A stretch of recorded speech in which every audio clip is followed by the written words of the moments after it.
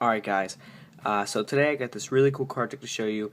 It involves the two kings and a joker. Alright, so we have the two black kings and one joker. And what I'm going to do is stick the joker face down in between the two kings. Alright, you can see that right there. So what my goal is basically to do is just to get it lost inside the pack. So let's say like this. So by now the kings are probably lost somewhere in the deck. And what I'm going to have you do right now is just pick a card. So what I'm going to have you do is just touch the back of the card. Okay, just go right there. Okay. And let's go and take a look at it.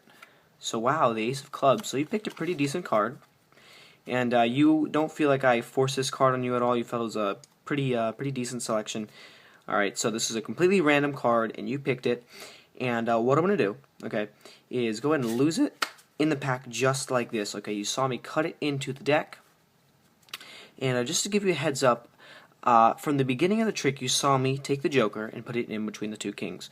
Well, I forgot to tell you that the joker is a bit of a wild card, which means it can change into any card you need it to change into. And in this case, you see we have the two black kings that were in the middle of the deck from the beginning of the trick. You can see there's one card in between, and that is your Ace of Clubs. Alright guys, I really hope you guys like it, and remember, don't forget to stick around for the tutorial. Alright guys, so here's the tutorial for the trick, and just one more thing, if you guys do hear any loud banging or any like thundery type noises, it actually is raining where I am, just to give you a heads up.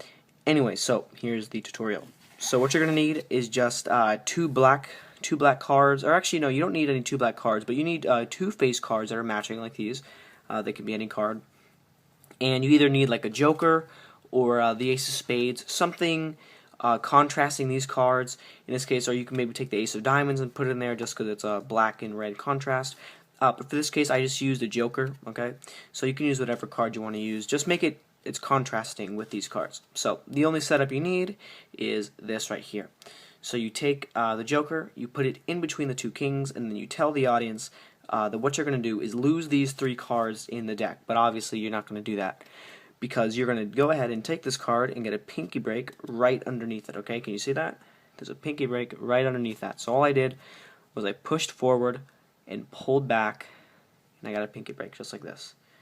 Okay, it's really easy to do, and no one's going to see it. So from here, you're going to transfer that to a little thumb break like this, okay? And in the video, I did a triple undercut. You can use any method that you want to in order to get the card to the bottom, as long as it doesn't disturb any other order of the deck. So what you're going to do, I'm going to teach you the triple undercut right here, since that's what I did in the video. So you take a little bit of the cards off from the bottom, put it to the top, hold the break, cut half from the bottom, put it to the top, and then just take the cards from the break. Alright, and this is going to be your setup right here. Okay, so you have the king on the bottom, the king on top, and you still have the joker right there. So that's going to be where you're at after you do the, you can do a double undercut and get the same thing. I just wanted to show you what I use in the trick. So from here, when you spread out the cards, because you're going to tell the spectator, okay, so now those three cards are lost in the deck, and I'm just going to have you pick one card. So when you fan out the cards like this, or just spread them out for the spectator to pick, you want to make sure you don't flash that king. Okay, so you just spread over like a block of cards like this, and they won't be able to spread through, and you spread open just a little bit of the cards, and you have them pick a card from wherever. So it's a completely random selection. You pull it out, and you show it on the table face up, and you tell the spectator, wow, look, so you got a pretty good card here, the Nine of Spades or whatever it is. And then what you're going to do, because remember you have that face down card on the bottom, that king, you're going to take it and then put it on the deck just like this. That way when you flip over the deck, it looks pretty natural, because you don't want to flip over the deck and show that it's face down there too, so that would be pretty weird. So you flip over the flip over the card, you tell the spectator it was a completely random card, and then you're going to take it, you put it face down, put it on the bottom of the deck, and then flip the deck over. Okay? And at this point, you ask the spectator if you're going to tell them, you're going to say, okay, so you felt that was a completely free choice, you could have picked any card in the deck, and as you're saying that, what you're going to do is you got a pinky break underneath the bottom card, okay? It's very, very easy to do this, okay? It takes literally a few seconds of practice and you'll be able to do it. So you do your little pinky pull down, you ask the spectator why you're doing this. Okay, so you felt this was a completely free selection, and then you get your pinky pull down, you got your break, and this is probably the hardest part of the trick. Okay, this is going to take a little bit of practice, but I think you guys are going to be able to handle it. Okay, so from this position, you still have your pinky break underneath the bottom card, the very bottom card right there. And from here, you're going to have to give the cards a swing cut, but leaving the joker on the bottom. That's how you're going to get their selection in between the kings. Okay, so what you're going to do is do a swing cut. But you see how I have that pinky break?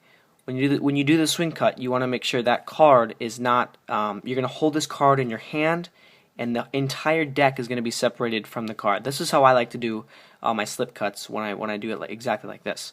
So what you're going to do is push the deck a little bit forward, maybe like half an inch, not even. Okay, so you're going to pick up the deck, leaving the card, because from the spectator's view, they're just going to see you doing a swing cut. They're not going to notice that you're holding on to this card.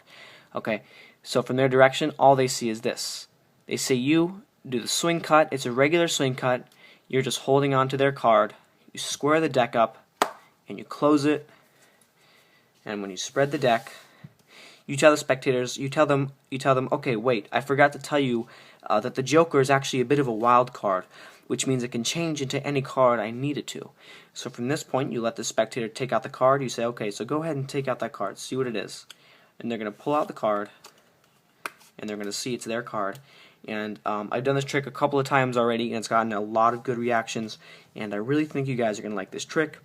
And if you need to see the tutorial for that slip cut again, just go ahead and rewind the video. I don't want to make this video too long, and I really hope this works out for you guys, and thank you for watching.